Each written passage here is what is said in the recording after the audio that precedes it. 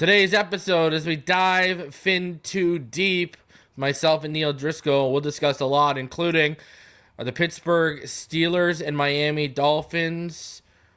Well, is it inevitable that they make another big blockbuster trade this season with the way things are going? We will discuss that. Also, has the injuries to the offensive line, has that doomed the Miami Dolphins regular season already 1 week in? Plus, are we witnessing the last days for some of those people in important positions in Miami? Is it the beginning of the end? We got a lot to talk about. Oh, yeah, they face the Patriots. We'll talk about that, too. We got a lot to talk about. Do me the favor, smash that like button. Subscribe if you are new, and as always, let's get into this. Touchdown!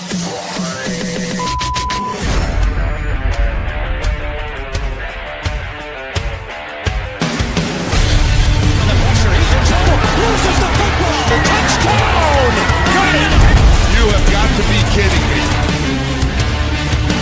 Jalen Waddle has a Dolphin touchdown. And he will score! Down the near side, man open, touchdown!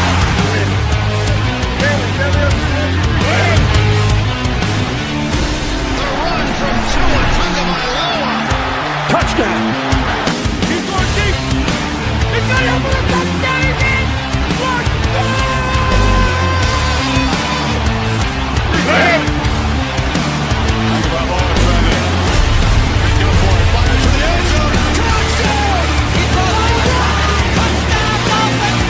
Beautiful day to be a Dolphin fan. Let's go!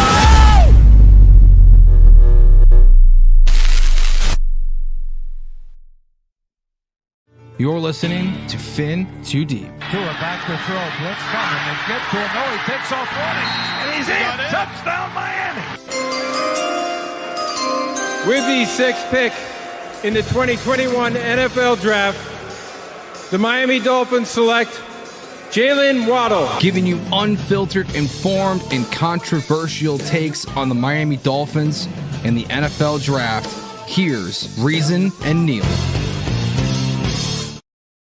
What is good, Fin Nation? What's good? It's your boy Reason. And we are back here for another one. Appreciate all of you for coming through today. We got a lot to talk about. Neal, before we do get into everything, I do want to say, especially after everything that happened yesterday, never forgotten in terms of 9/11. I'll never forget where I was when that all went down. I was actually playing hooky in high school with my one of the guys who ended up being in my wedding party when I got married. And I remember, we skipped right away first period. We came back to my place. And I remember we made some breakfast and we sat down and literally turned on the TV and it was all over. The first plane had just hit. So, and I remember just being locked in front of the TV all day and skipping the whole day of school and everything like that. But man, just a sad 48 hours in terms of remembrance and everything that happened yesterday. Just a sad, and no matter what side of the political spectrum you fall on, just a sad, inexcusable 48 hours in the USA right now. I know, RIP to Charlie Kirk, and my thoughts and prayers have been with his wife and his children since that all went down. And then now the next day it's 9/11 remembrance. Just a somber 48 hours in the USA, man. Yeah, we're labeled a lot of things based off of your race, your political party, your fandom of teams, whatever that might be. But above all that, we're just people, right? We're all people. And the way I was raised is that if you have a fellow person in need, didn't really matter what color their skin was, who they voted for, who they prayed to, you helped other people. And that's kind of always been my stance, and that's how I raise my children, and it's a tough time. And one thing I will blend out there is that if there's someone out there that's struggling with any of this, reach out to me. I'd love to have conversations about it. I'm not going to go up there and post a bunch of stuff on Twitter and get in the middle of any of this, but at the end of the day, the way I see it is that anyone that loses their life, it's awful. And I'm a father of 2, and my only nightmare is that my children would ever have the ability to go on the internet and see me get murdered. And I don't even know how it is. There's no, I don't have a lot of words for it, to be honest. Like, you know, it was my dream to be a parent. I spent the first 34 years of my life not really being afraid of death. When I started to have my own children, I started to go to the doctor. I started to take care of things that I needed to take care of that I neglected because I want to be there to see, you know, my daughter get married. I want to be there to see my son graduate college or whatever those milestone moments are. So it's dark days, man. And it's not just that instant. There's a lot of bad going on. And I think at the end of the day, sometimes we just got to look at the mirror, put the accountability on ourselves. What can I do to fix the problem? What can I do to be a better person to help others? And that's the only thing that I can do, right? So it's like that's my stance. It sucks, man. This is a time for love and unity, not more decisiveness and hate. And that's what we're seeing all over social media, just more decisiveness and hate. So right, and that's where it is, man. And like, I'll be honest, today has probably been one of my least favorite days to ever browse Twitter since I joined it years ago, because all it is sides, and it's just there's the divide is real, and it's pretty much a divide on everything in the world. There's no gray area anymore. But you know, just tragic situation, man. Now switching gears here. First things first, guys, if you haven't had a chance, a new episode of the Starting Lineup with myself and Doug Lee is up on his channel, where we talked with Patriots Global about this week coming up. You know, man, Dolphin fans have been in a somber mood since Sunday. You know, it got even worse Sunday night when we watched Josh Allen playing his flag as the best player in the world right now. Man, how are you feeling coming off that loss? I mean, a lot of us were very confident that they were going to take care of business. Now, I did throw out little feelers like, hey, that front four is in Indy's better than we're giving them credit for, though the depth isn't really there. And their front four look better than our front seven, that's for sure. What are your thoughts on the state of the Miami Dolphins and everything that happened on Sunday in the 33-8 blowout? Reason, I've been a fan of this team for 37 years at this point. That opener surprised me as much as any opener I've ever seen, and obviously not in the positive. They looked unprepared, and McDaniel gets a lot of well-deserved blame. I'm an Anthony Weaver guy. That was some of the worst defense I've ever seen being called. Having Kenny Grant cover Josh Downs probably isn't what you drafted him to do. So, like, when people are like, we should have drafted Tyler Warren over Kenny Grant, no, that's not the solution. The Dolphins are a team that lacks direction. They have everybody in that organization pulling in different ways. They were unprepared. They didn't seem like they were in the game from the start. It was the worst game that quarterback's ever played in his life, probably. This team just, you know, and I picked them to go 8-9. Like, I didn't have huge expectations for them. They look like the worst team in football week one. And they have a game coming up that if they lose this Sunday, that noise is going to get awfully loud, because then you have a quick turnaround on a Thursday night. And in a scenario you start 0-3 and you wear those sweet, awesome uniforms that you just launched that I didn't buy anything. That pullover jacket is one of the sweetest jackets I've ever seen. But I didn't buy it because I'm not supporting this team with my money right now. I agree. You lose to the New York Jets and you're 0-4. I don't care who you are. If your name's Kenny Grant, Pat Paul, Jordan Phillips, and Chop Robinson, and Devon A-Chain, you're okay by me. Zach Sealer probably falls on the list. Even Jalen Waddle at this point has me concerned. Neal, and listen, Neal, first of all, if you lose this weekend, I think we're all going to feel like we're dead men walking into Buffalo. Okay, 100%. That's number one. Number two, if that Jets team that showed up against Pittsburgh shows up against us, it's going to be a long day for the Dolphins, and 0-4 is a reality. And I think the other thing that's going to smack people in the face, Neal, is Tua's never lost to the Patriots and the Jets.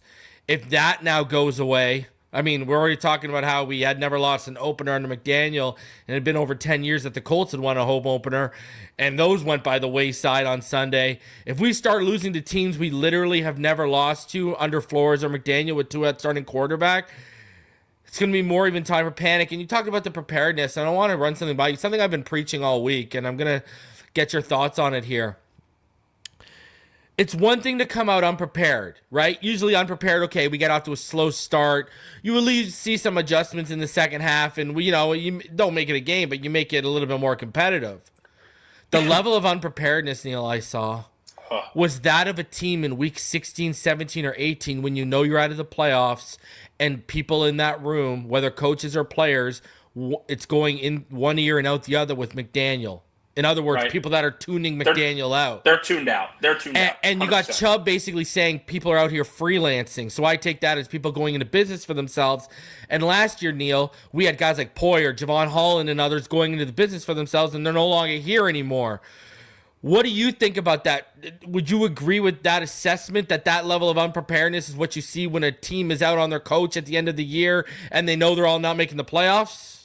I see people like they're trying to find Waldo in one of those Where Waldo's book, trying to find who to blame.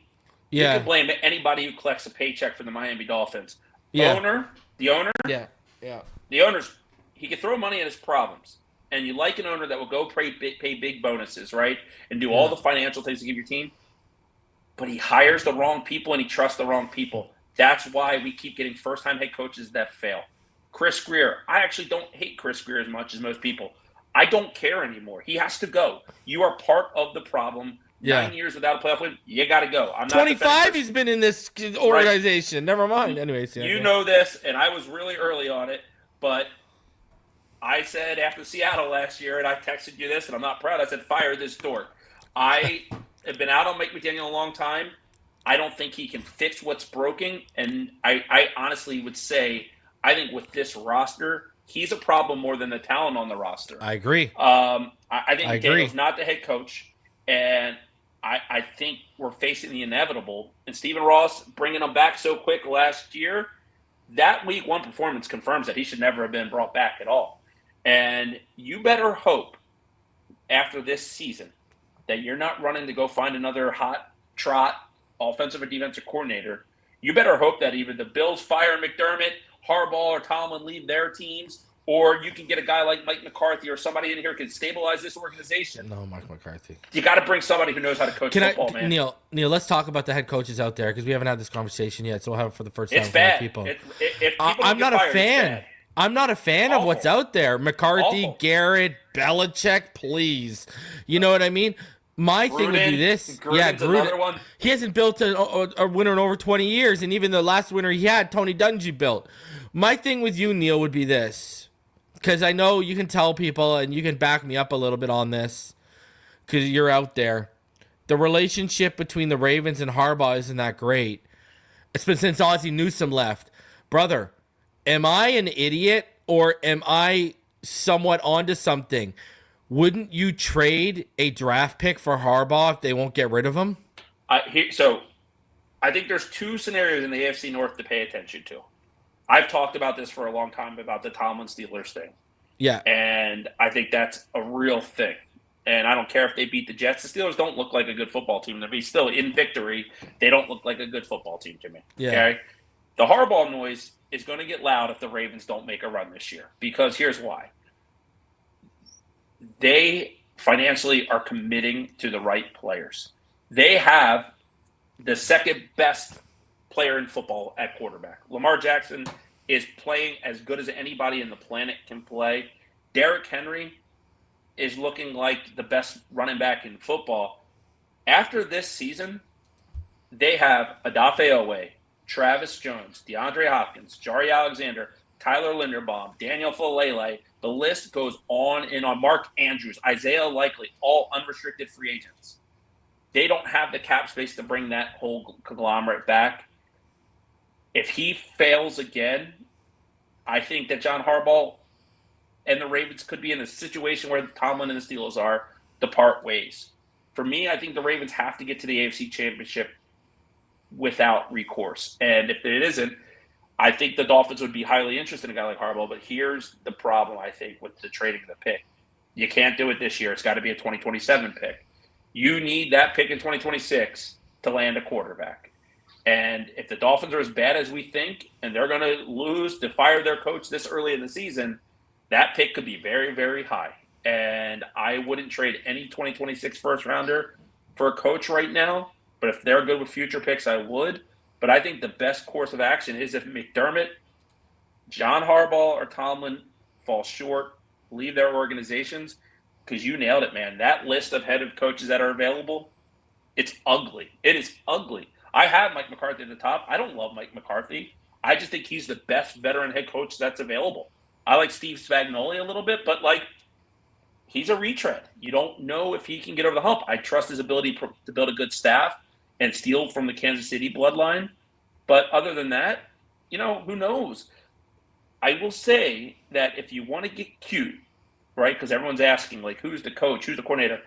Cliff Kingsbury is a guy that's an offensive coach that's worked with Daniels, got experience, but it kind of feels like the Adam Gase, McDaniel route that we just went. The one name that intrigues me that I don't see a lot of people talking about and is going to the college ranks to pool is Marcus Freeman from Notre Dame. He is a guy that could get my attention. I love the way he coaches football. I think, a lot of fans are fans of the Louis Riddick fan club to be the GM. I think that could be a good pairing there. As much as I don't like the coach list, I absolutely love the GM list. And as much as I've talked about Andy Weidel for 2 years on the show, George Kokinis from Baltimore is my 1B. I'd love to get George Kokinis. And if you got Harbaugh, you can make that pairing. I like Ray Agnew in Detroit a lot. You know what I think you need to do with this coach, Neal? I think you need to go and get the smartest person on his staff of a six. And you're gonna think I'm crazy. You might not. You need to go get the smartest person on this. If you're going NFL, you need to go get the smartest person on the staff of a cold weather successful team. Sure. Because you need to bring that mentality down here, and that'll change the whole soft narrative of a team that knows how to win in the cold weather. Because we haven't seen one down in Florida, even when Marino was around. Right. You got to bring someone who's going to build a team that's built to win in those playoff months when it does get cold. You know what I mean? That's going to be key, because we're going to be sitting here with the next guy saying this, Neal. Well, we got to get home field advantage to stand a chance in the playoffs, and you got to break that cycle. That was the problem in the 90s, and that's been the problem since then. Is we've been had to be get home field advantage to stand a chance. You got to break that cycle, brother. Here's 5 organizations that play in the cold weather that I think that the Dolphins should pay attention and try to steal from their front office. The Ravens, the Eagles, the Steelers, the Chiefs, and the Packers. Yeah. I think they're the best 5 organizations probably in football, and the Bills are up there as well. And one name I do. Do you like Joe Brady? I like Joe Brady. I was just going to say I like Joe Brady a lot, actually. So the Bills would be the 6th. Find me one of those franchises that you can pull not just the coaching from, but that front office experience. Because the reason I like George Kokinis and everyone, Neal, you're a Ravens fan. I hate the Ravens. I respect how they run their organization. Yeah. And I know that they know how to run a draft board. I know how they know how to play the compensatory pick formula. I know they know when to pay players, and I know that they know how to get the right veterans at the right time for the right price, right? So I think that the coach thing, look, they can't go down the same route. Since Jimmy Johnson left this team, Wannstedt, first-time head coach, right? Then we got to, what was it after Wannstedt? I'm drawing a blank. You had Sperano, you had Gaze, you had Philbin, you had Cam Cameron, you have Brian Flores, now you have McDaniel. First-time head coaches, not just at the NFL level. They didn't coach in the college level as a head coach. Being a head coach takes experience to grow, right? It's different. I think Mike McDaniel, if he would have went right to the offensive coordinator role, would have been a great offensive coordinator. Yeah, under Flores in that last year where we were looking for one. He doesn't have the leadership qualities to be an effective head coach. That's the problem. And you nailed it. it is not a pretty list. I don't know what route they go, but get me a good GM and let's see what they do. But if you get that GM, you got to clean house. Grier's got to go. If he doesn't like Brandon Shore doing the numbers, he's got to go. Like, they have to do this right. There's no more half measures, right? You probably agree with that. You can't do the half teardown anymore. It's got to be real. Aaron asked, so Reason, Neal, do you think it's a clean house or keep some dudes on the roster for the new head coach and GM? I think it's you clean house in the front office, and it's inevitable, like some of the players Neal named. You're not going to do a full roster turnover, but some guys like A-Chan, some of these draft picks like Chop and Kenneth Grant, and a guy like Sealer, They're staying. you know, Patrick Paul, these guys will stay. You know what I mean? Savaiinaea will stay. But I think you got to tear down and rebuild that whole front office, the coaching staff, and then you have to an extent, retool your core and then out from that. You know what I mean? That's basically what's going to have to happen. And we talked about head coach. Let me ask you this. Did Anthony Weaver not do himself any favors for everyone in the camp of, hey, give this guy a shot? He did not. And I'll say this. Like, look, I'm going to give Anthony Weaver the benefit of the doubt. I want to see how he responds against New England. What we saw from him hasn't been the trend, right? Like, it is the first time the defense had looked this bad. It looked like they didn't know what they were doing. Week 9 against the Bills, they didn't get a stop in the final 45 minutes. True. Other than that, that's probably the worst, you know? I think he's overachieved with the unit he has, where McDaniel's done the opposite. But to answer Aaron's question, like, if they're 0-4, let's say they get to 0-4, and we're going to talk about the Tyreek situation, right? Like, everyone's talking about whether he gets moved. Yeah, we'll talk about that in a bit. I'm just saying that, like, Jalen Phillips, he's on a 5th-year option. Yeah. He'd be up for trade. Bradley Chubb, right? An aging player whose best football is probably in the rear view, even though he's the one who probably played the best on the defensive line this week. And then the name that gets interesting for me, man, is Minkah Fitzpatrick. Because I think a contending team would give you a 3rd-round pick for a guy like Minkah. You guaranteed his money for this year, but you didn't really guarantee much for the future. So if he's not part of it, I'd keep Minkah personally, but I'm in, like, if you are 0-4, man, you should better do whatever you can do to acquire as many draft picks as you can. And I like the Weaver thing, man, like, it's a big week for Anthony Weaver for me. Big week. I better see this team look like they know how to play some damn football, because Zach Sealer looked bad on Sunday. So did week 1 look like the beginning of the end for Tua, McDaniel, and Grier in Miami? Yeah, and I knew we were going to talk about Tua. So you ever have that light in your basement and you flick it? It's a fluorescent light and it kind of flickers and then it comes on. But you know in the back of your mind that, like, maybe the next time I flick this light switch, it's not going to come on. Yeah. I think that's where Tua is. Like, we talked about this a little bit before we got on.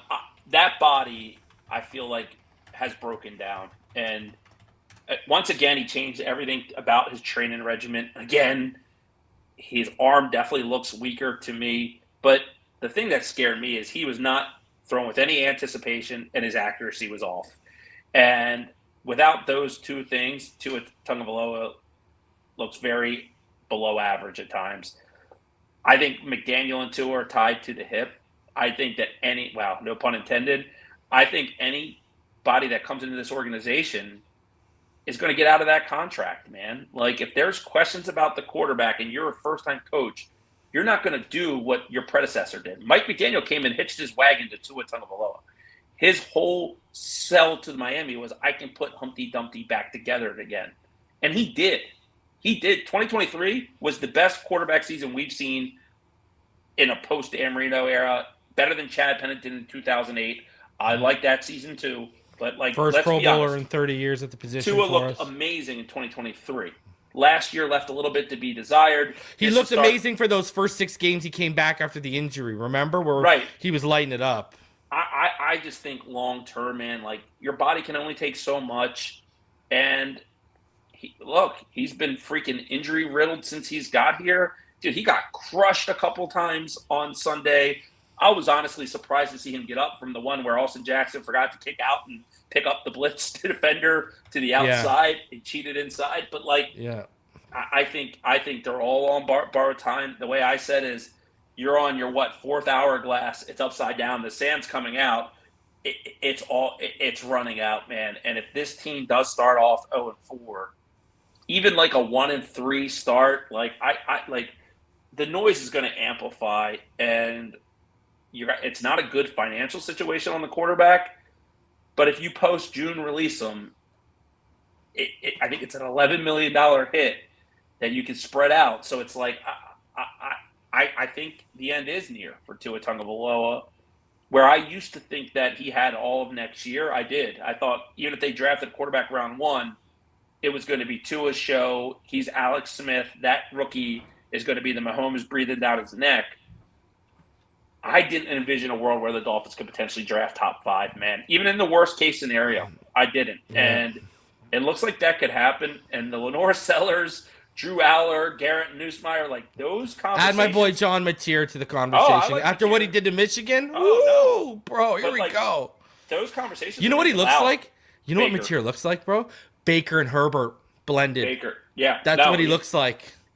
He does, and quarterbacks will go before us. I don't think we're the worst team in football. I don't think we're going to get the first overall pick. But this podcast, we're going to be talking a lot about quarterbacks because it's inevitable if things don't pick up fast. Like this game, people are asking, is this a must win? You got to, if anything, you got to beat the shit out of the Patriots to make anyone believe in this team again. Listen, you don't know where we're at right now, Neal? I think if they win this weekend, they were to beat Buffalo and Buffalo. I don't think, I need 6 consistent, really solid games to even think about dipping my toe back in.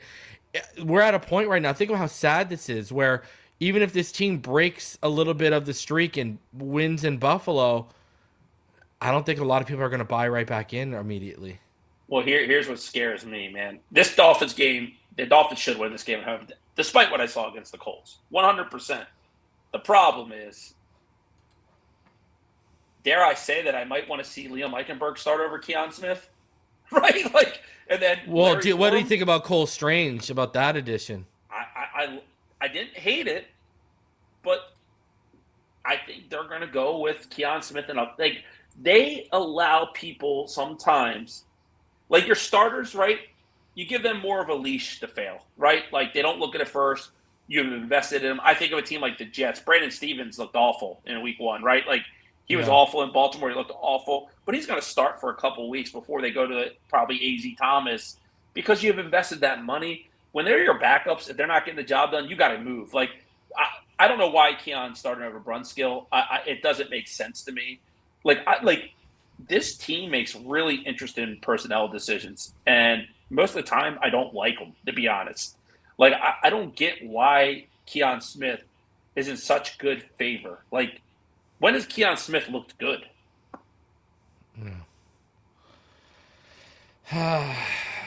So, as you're standing, do you think the injuries to this offensive line with Keon Smith and Larry Borum, is this basically leading to the inevitable doom for this season? Then we have one of the worst offensive lines because all of Achan's yardage on the ground came going off the left side. Savaiinaea had some up and down reps in pass pro. He had one bad rep run blocking, but for the most part, he was great run blocking. Patrick Paul was great all over.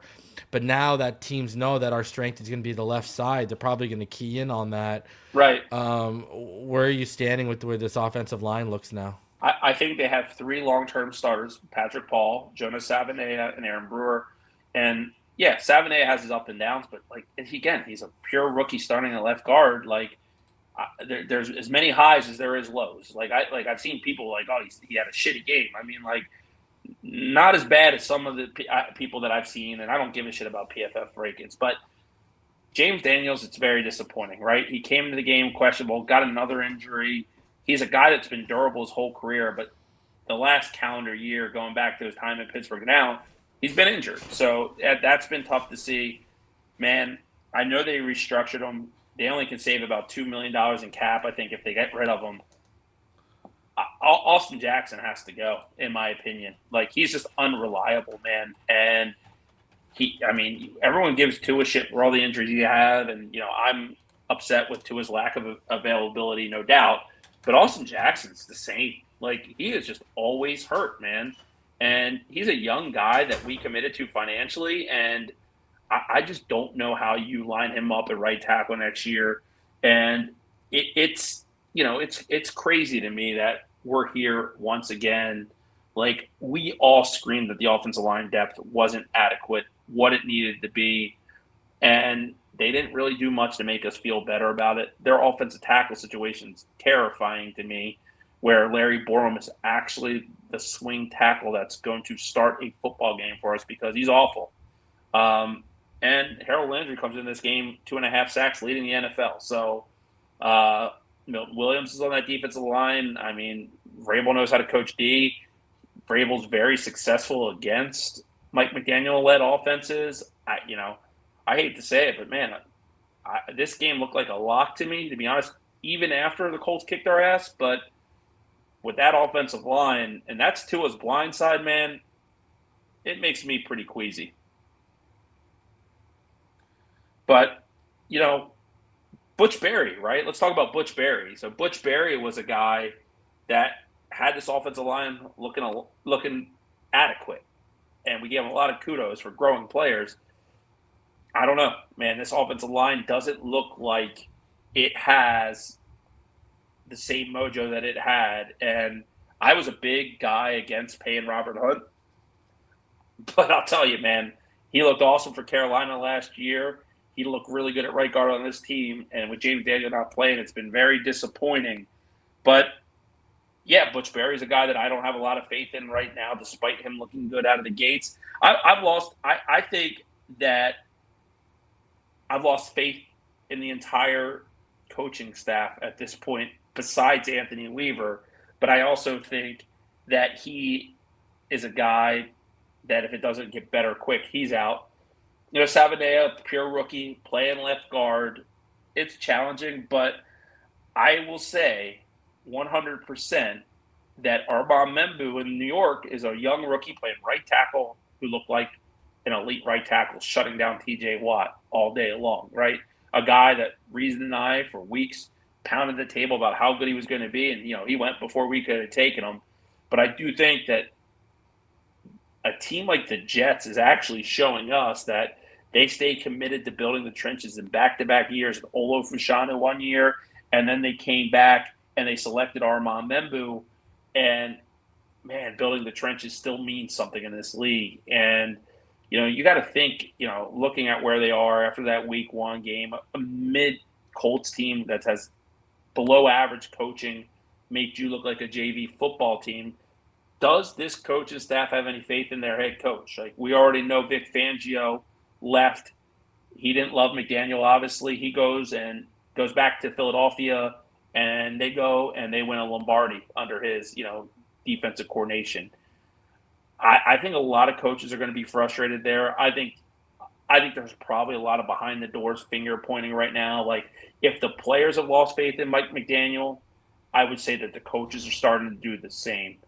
And, for me, I think it's better to cut bait sooner than later. But right now, if you're on that Dolphin staff, you're worried about your job security, right? Like, your job's on the line. That coach goes, and the odds of you being retained are really, really low, depending on who they bring in. So Frank Smith, Darrell Bevel, who's turned down offensive coordinator jobs to stay on this staff, man. It's just a shame because I actually think the coaching staff is pretty good besides McDaniel. I actually think the talent on the roster is pretty good. I just think they're too far down now to turn things around. Let me ask you this. We always talk about Mike McDaniel. He's always outthinking himself, et cetera, et cetera. Has that trickled down to the coaching staff? And I ask this. When we when I wanted Savaiinaea well before the draft, I wanted him at right guard, so if Austin Jackson went down, he could kick out to right tackle. We signed James Daniels, and we over here were like, yo, move him to left guard because he already has reps there at the NFL level. He's already been successful there. Have Savaiinaea at right guard and roll. And now we're at a point where they're forcing this kid to learn a whole new position he's never played, right? And yet here we are, your injury-prone right side is injured after 1 week, and instead of having an easy kick out from right guard to right tackle, you now have an issue where Right. You don't have anyone that's comfortable. Keon Smith is not comfortable at right guard. You know what I mean? Larry Borum has not been great at right tackle. You know, is Savaiinaea another case of them overthinking it, and in the long run, it's already costing us? Yeah, but I want them to get him a position and keep it, right? But I think we all thought he was the Robert Hunt replacement, right? Like that's what he was drafted to be. I thought, like, It didn't make sense to put him on the left side. Now you nailed this. We can run to the left side of the ball. On the right side, not so much, right? So yeah, it is.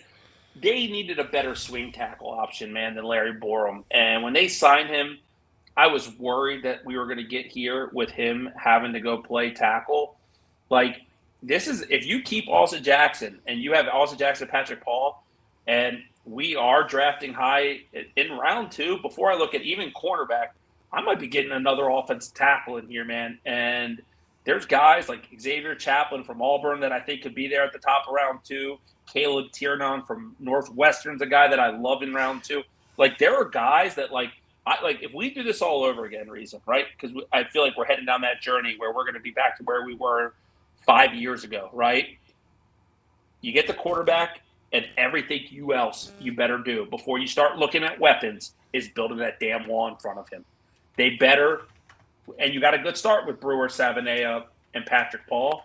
But you're looking at me, if you're paying for anyone in free agency, go get me a young right guard or right tackle. I want Moegoa so bad, but we're not going to have a chance to get him. No, I don't think so. The guy who I love, and he's a center, but I think he's going to be an unbelievable guard is Connor Lew from Auburn. Yeah, he's I have Creed Humphrey grades on Connor Lew. Yeah. You know who I really like too? You know, you're talking about like centers and stuff like that. I love that kid out of Iowa. What's Logan his name? Jones? Yeah, he's a stud, man. Yeah. You know Logan what I Jones mean? Like, dude, it's a very good we're switching to draft mode when your team. I know. It's a really good offensive line draft. It's a really good corner draft. It's a really good wide receiver draft. It's a very good quarterback draft. It's another draft that meets the Dolphins' needs quite well. Actually, it's a really good linebacker draft if you're not going to marry to anyone outside of Jordan Brooks. Like, it's this 2026 draft and 2027 drafts coming up are awesome drafts. Iowa's got a couple guys because the other kid I like there's that Cade Piper kid. Yeah, Piper. Yeah, they got some decent interior guys in Iowa coming out this year. Oh, yeah, and there's Caden Green from Missouri, who's a player. Armaj Reed Adams from Texas A&M's a good player. I mean, dude, there is some really good – I mean, Parker Brailsford and Jaden Roberts from Oklahoma – I mean, Alabama. Yeah. Alabama. Brailsford, kind of struggled in week 1. I didn't watch his tape. And he's very little. He's light. But there's a lot of good offensive linemen in this draft. Yeah. I mean, Proctor struggled, too. I didn't see him in week 2. I saw him in week 1, right? Chase Besantis is a guy that I like a lot out of A&M. I like DJ Campbell on the right side from Texas. He's a guy that I think can play. I mean, this is a good offensive line draft, man. Like, it's tackles and guards and centers. So, dude, I like rebuild this right. Learn from your mistakes. Like, it's got to be different. Yeah. But I'll stay away from Caden Proctor. I don't trust him. Yeah. He struggled. Like, for all that hype, he struggled, man. He struggled so far for sure. And I love the Utah tackles. Love Spencer Fano. Yeah, even there's some interesting tight ends in this class too, eh? Well, Sadiq, he's around one guy. Everyone loves him. Marlon Klein, I think, is an interesting one too. Michigan, yeah. A lot of people like Max Clare from Ohio State. Yeah, he did not look great against Texas, but he's a solid one. And then the guy who I like in round 3 or 4 from Baylor is Michael Trigg. I've liked him when he was at Mississippi. I think he's a guy that can play.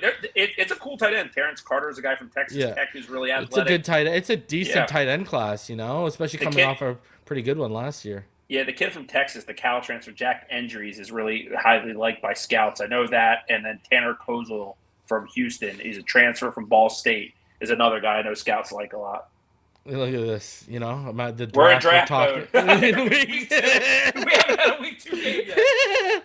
Oh, That's hilarious. It sucks, man. All right, let's talk. We deserve better, though, dude. We deserve better. Well, we ain't getting it right now, so this is what we got. So let's talk about this. The Pittsburgh Steelers and the Miami Dolphins, they pulled off a blockbuster trade in the offseason when Jalen Ramsey and Jonah Smith plus a draft pick went one way, and Minka Fitzpatrick and a draft pick came back our way. And now Mike Florio said something interesting on PFT. What he said was, and I'll quote this, quote, "I'll give you a little nugget that made the Steelers chatter a little bit more interesting to me. The same guy who told me that Jalen Ramsey was going to be a Steeler right when the first talk emerged of the Dolphins trading Jalen Ramsey told me that the Steelers want Tyreek. And I scoffed when this guy first told me that the Steelers want Jalen Ramsey, and that was back in April. So I'm taking this a little bit more seriously. And Mike Tomlin's fighting for his job. Aaron Rodgers looked like, Escape from New York worked for him. Do you think this is a realistic outlook? Russell said, Fatanu, Eccles, Washington, Farik, no less. Good luck getting all that, brother. Yeah, you're not getting that. Troy Fatanu, no, we're not getting yeah, that. it's not happening. Not happening. You might get Darnell Washington, and that might be it. And a mid-round, late-round pick. We know these allegations are going on right now again, the multiple incidents from his ex-wife. But let's put that to the side right now. What do you think? I know the other teams that have been rumored are the Chiefs and the Broncos. There's some rumbling around there. What are your thoughts on the Steelers and the Dolphins linking up for another potential trade? Yeah, I didn't know this, but some guy, I think his name was Busy something. People don't like when we say that we say things first on here, by the way. Yeah, I don't know if you know that. I got into it a couple weeks ago with somebody, and he was like, "Oh, I hate when you do this kind of thing." Were we the first that ever talked about trade about Tyreek last season? I think so, right? So when you play the game of waiting, right, you get in a bad situation. I think there's interest in Tyreek. I don't think it. I know it. I think there's three teams to watch. It's the Chiefs, the Steelers, and the Broncos. I think those are three teams that all would make moves for Tyreek Hill. Some people have said the Chargers. I have not heard that. When you look at the Steelers, there's fluidity. We just made a blockbuster trade with them, right? And it is a blockbuster. People like to talk about getting Minka Fitzpatrick for Ramsey and Jonah Smith is a big blockbuster trade in today's world, right? So there's fluidity. I've heard Aaron Rodgers is a big fan of getting Tyreek added to this team. You're in a division with Joe Burrow, Lamar Jackson, Derrick Henry. You need firepower, right? When you look at the Steelers, they have 3 third-round picks right now, right? Mm-hmm. Say the Chiefs won them. They'd probably have to pony up a 2 because they don't have that kind of capital, right? So when you look at it, you can get a bidding war going between the Chiefs and Steelers. The problem is now these allegations come out at the worst time. Typical Dolphins fashion, right? The news comes out at the worst time. I don't believe the news is going to end up being a nothing burger. You know why? Because there's been a lot of smoke and fire around there. No pun intended. His house literally burned down. They have a lot of freaking problems. The family, obviously, the marriage. I hope it doesn't get to this. The Dolphins right now, it sounds like they're stiff-arming anyone who calls them about Tyreek Hill. If I'm them, you better act fast because you're not going to get anything for him if he's suspended or something comes out of this. Steelers make a lot of sense. They have the draft capital to pull it off. They obviously are going all in. Aaron Rodgers, 1 year, right? That's it. He ain't going on beyond that. Big year for Mike Tomlin. Cameron Hayward, he's not young, right? A lot of the things point in that direction. You get me, I saw the rumor was a 3rd, a 5th, and a future conditional pick. I'd take that.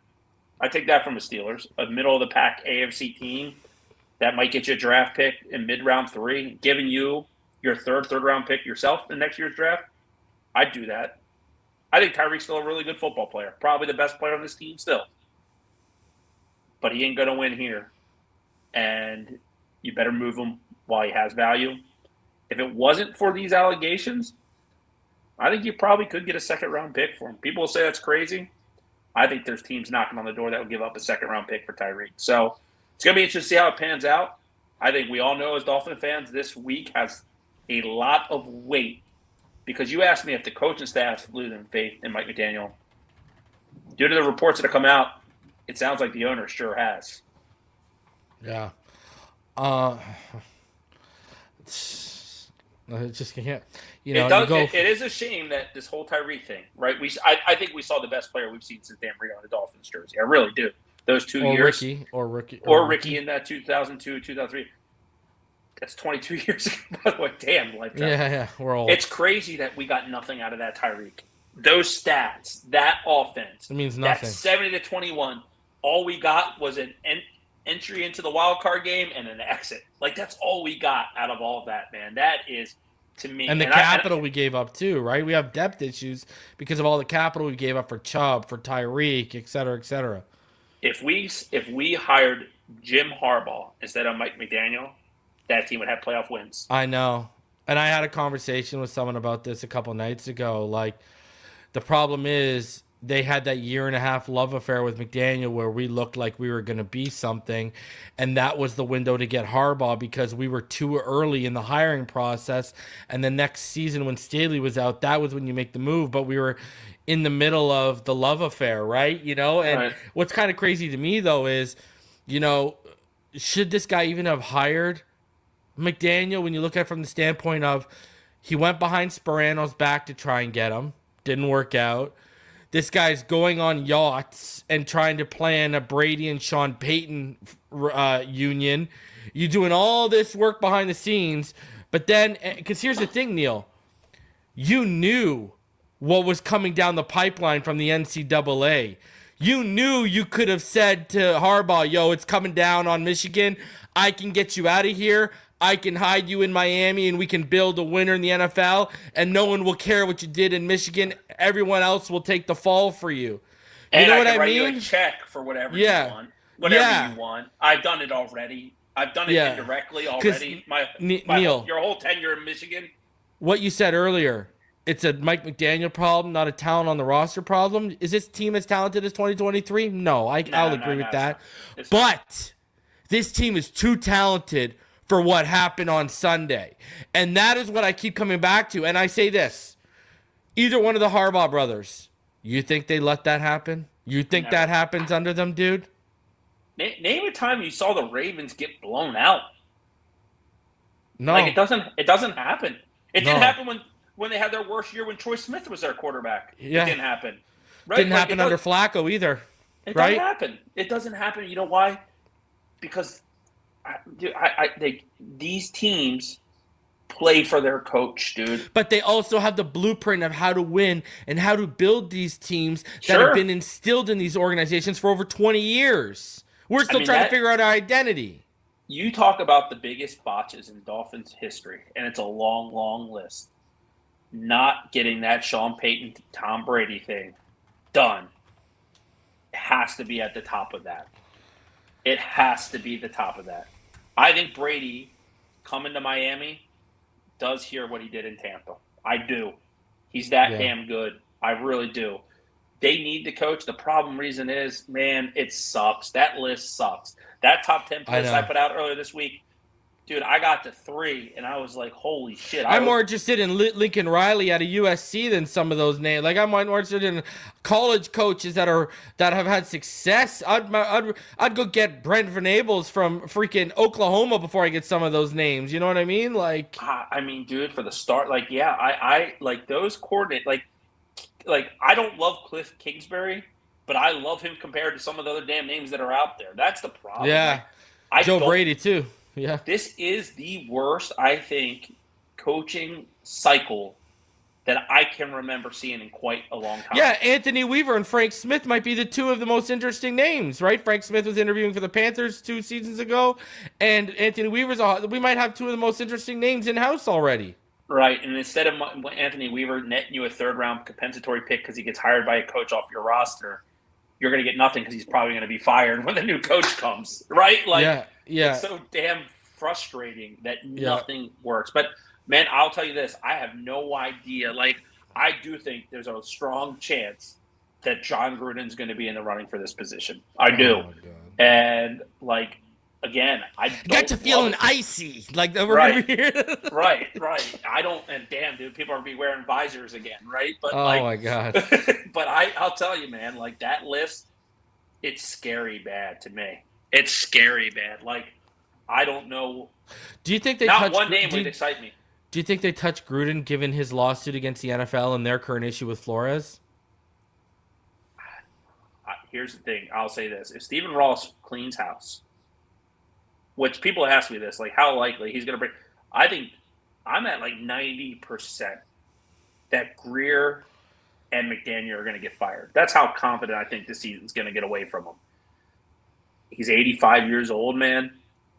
Desperate times from desperate measures. I think he's going to go try to find somebody that has one of those things in your background, a Lombardi. I think he wants a coach that's won it before. And I think I'll tell you, I'll call it now. I don't think the Ravens are going to fire Harbaugh. I think they're going to give him one more shot. I think the Steelers and Tomlin end up working out because look at that cycle. The Steelers and Ravens know that. Like, I don't let Hall of Fame coaches go to go get that. And I still think McDermott's going to hang on in Buffalo. I think the coach that the Miami Dolphins are going to center on is Mike McCarthy. I think that makes sense. And I think that he's the one guy. He's another guy who can't get over the hump recently, though. He is. Now, I'll give him one benefit because I said this the other day. He won in Green Bay in a great organization.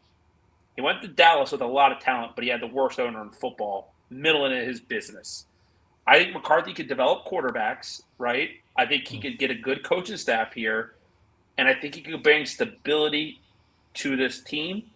But I also don't think it's like a Mike Vrabel type hire where I would have loved to have a guy like Vrabel. I think it's a B- type of hire in a F class of coaches available, right? Like it's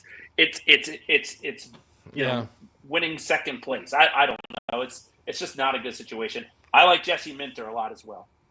Yeah, and obviously they want to keep the Chris Shula legacy going. Aaron Anders says some of the fan base ride that man that snitch from that happening. Yeah. All right, let's talk about the Patriots here.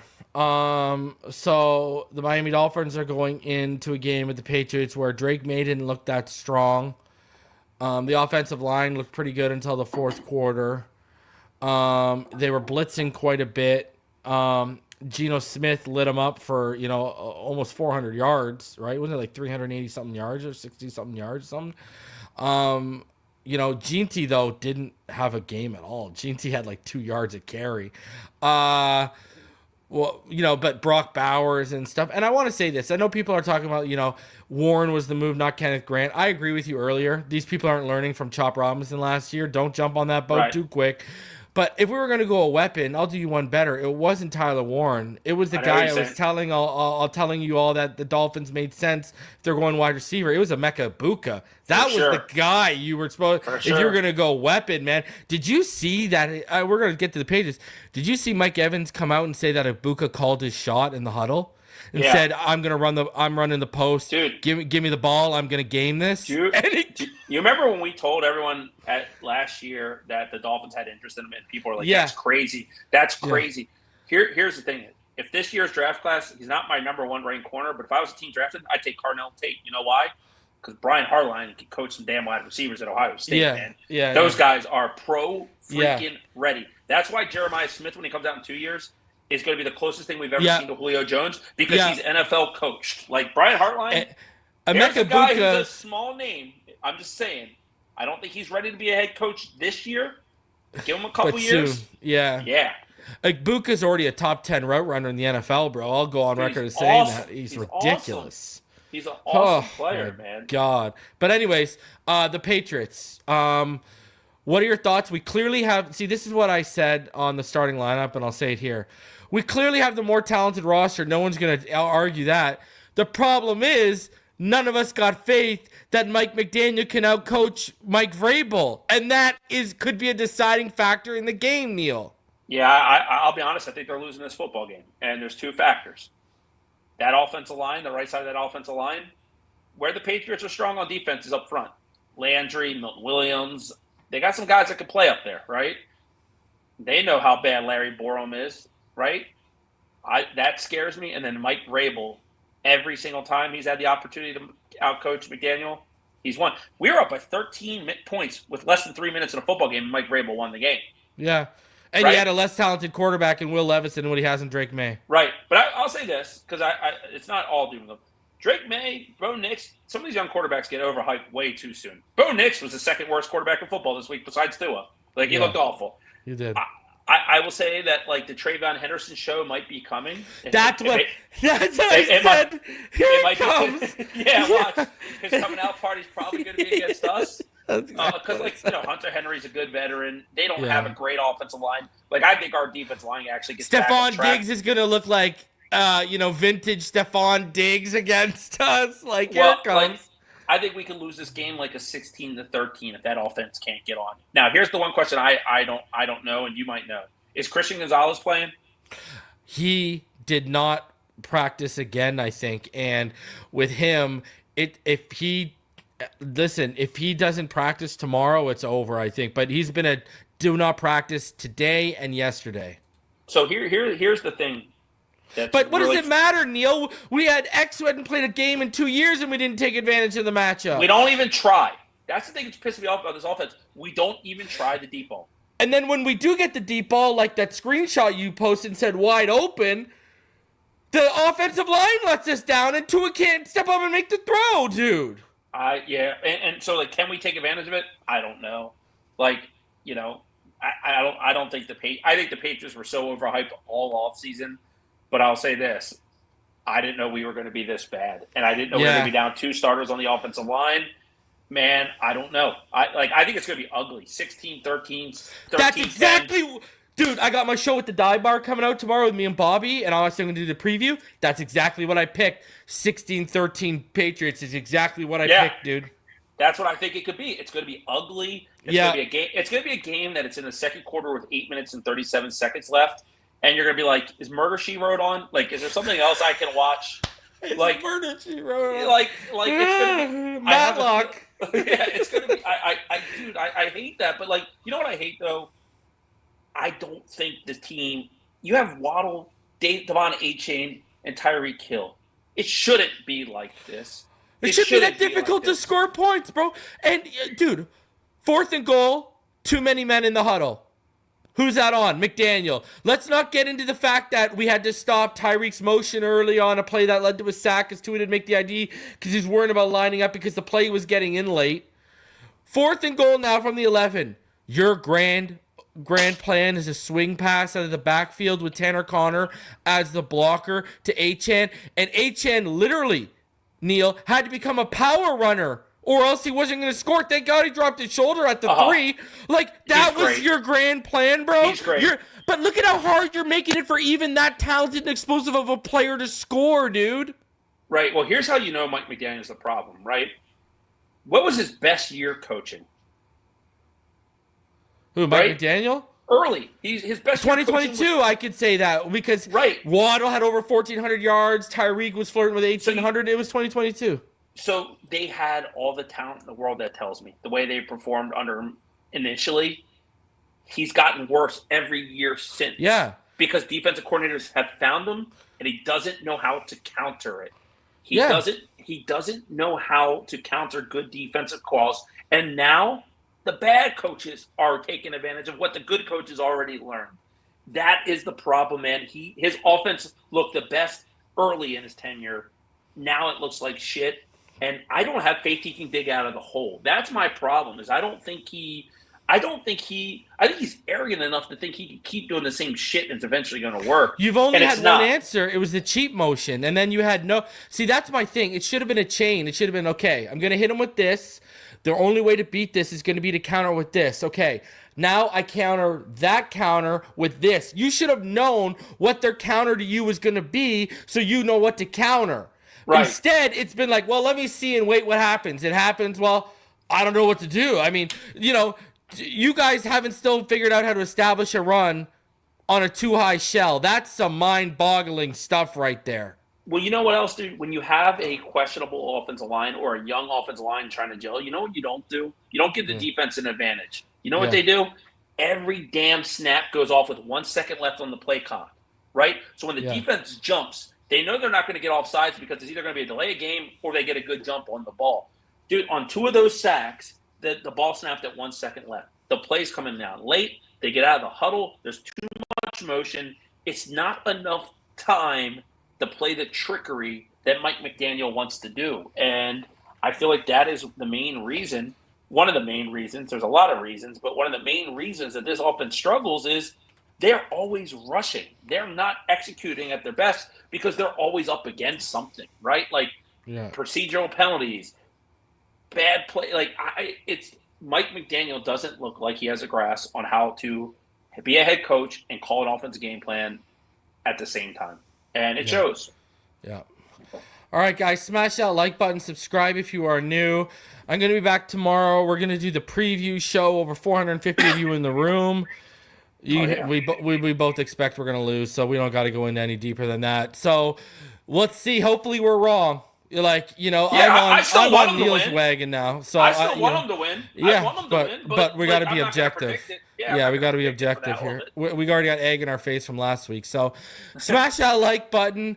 Shout out to the sponsor of this video, and that, of course, is Sleeper.